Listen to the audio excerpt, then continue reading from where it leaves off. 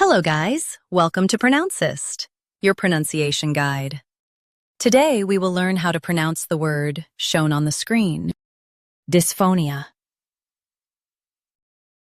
Both US and UK have the same pronunciation of this word, dysphonia. Now read the syllables shown on the screen naturally. Dys, pho, ni, dysphonia. Stress pho and keep nia soft. Dys, pho, ni, dysphonia. Stress pho and keep nia soft. Dys, pho, ni, dysphonia. Stress pho and keep nia soft. Dys, pho, ni, dysphonia.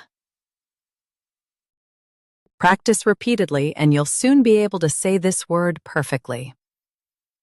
The best way to practice is to repeat the syllable multiple times. The meaning of the word is difficulty in speaking. Try repeating this word several times to improve your pronunciation. We post daily videos on useful and commonly mispronounced words to help you speak clearly and confidently. Like this video and subscribe to Pronouncist for more pronunciation guides. Thanks for watching us.